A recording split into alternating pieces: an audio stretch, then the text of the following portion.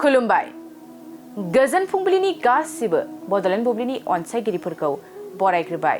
दिनै 9 जुन रबिबारनि फान्जामुथिखौ फरायथिनो लादों आं किलिखां ब्रह्मआ। फान्जामुथिनि गिबियाव दं मेष राशि। गोसोनि साननाय हनायफ्रा जाफुंसारनो हागौ, गोजोन खुसियैनो साना बारलांनो हागौ। वृष राशि। न'खराव धोन दौलत जोबस्रांनो हागौ, जारलायाव गोग्लैनांनो हागौ, गाज्रि सान जागोन। मिथुन राशि। मोजां मोनलायनायनि गेजेराव अनलायनाया गोरा जागोन, गोजोन खुसिनि सान जागोन। कर्कट राशि। थांखिफ्रा फेलें थांनो हागौ, गोसोआ जोबोर दुखु मोनखांनो हागौ, गाज्रि सान। सिंह राशि। बेफार फालांगियाव मुलाम्फा जानो हागौ, रांखावरि आरजिना लानो हागोन। कन्या राशि। माबाफोर आनजाद होदोंब्ला उथ्रिसारनो हागौ, न'खराव सान्थि फैगोन, मोजां सान। तुला राशि। मावनो लानाय खामानिया गुलुं गुजुं जानो हागौ, गोसोआ जोबोर दुखु मोनखांनो हागौ। वृश्चिक राशि। गोजान लामा दावबायनो खाबु मोननो हागौ, साना गाहामैनो बारलांगोन। धनु राशि। समाजनि मोजां हाबा मावनो खाबु मोननो हागौ, बयजोंबो अनसायजागोन। मकर राशि। आखायाव रांखावरि फैगोन, सुखु गोजोनै साना बारलांनो हागौ, मोजां सान। कुम्भ राशि। धोरोमनि बेरेखा हाबा मावफ्लांनो हागौ, दुखु दाहाजोंनो साना बारलांनो हागौ।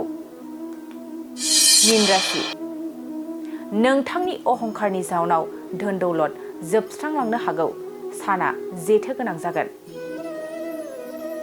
दिनै सानसेनि राशि फरायथिनायाबो एसेनोसै। आसा खालामो नोंथांनि दिनैनि साना मोजाङै मोजां थांगोन, बेखौ बड'लेण्ड बुब्लि न'खरनिफ्राय मिजिंथिबाय। गोजोन्थों। गोजोनथाव खौरां, नोंथांमोननि थाखाय लानानै फैदों MRM मेम'रियेल हस्पिटालाव गोबां बेमार फाहामथाय होनायनि खाबु।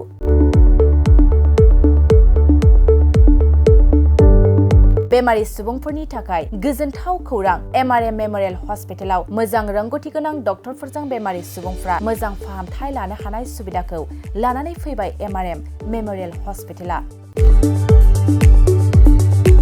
क'क्राझार सहरनि पुलिस पइन्ट आरो अमश्री हटेलनि साखाथियाव थानाय बयजोंबो मिथिसारजानाय MRM मेम'रियेल हस्पिटाला गोबां फेसिलिटिस खाबुफोर फोसावदों। MRM मेम'रियेल हस्पिटालनि फेसिलिटिफ्रानो जाबाय critical care, medicine, emergency medicine, pediatrician, pathologist, general medicine, diabetologist, OBS and gyno, cardiology, general surgeon, neurosurgery, advanced laparoscopic ENT surgery department, ophthalmologist, surgical, gastroenterologist, neuropsychiatry, onco' surgery department, dermatologist, orthopedics, residential medical officer, inter facility unit, physiotherapy, radiologist, histopathological department, urologist, emergency department, CT scan, X-ray, pathology department, vaccinator department आरो MRM memorial हस्पिटालाव 24 घन्टा जेब्लाबो खुलाय थागोन। लांलाय लाबोलायनि एम्बुलेन्सनि सुबिदायाबो 24 घन्टा थागोन। गोबां मिथिनो थाखाय नैबे 9854 081 948 936 550 2048 जानबुं नाम्बाराव फन खालामनानै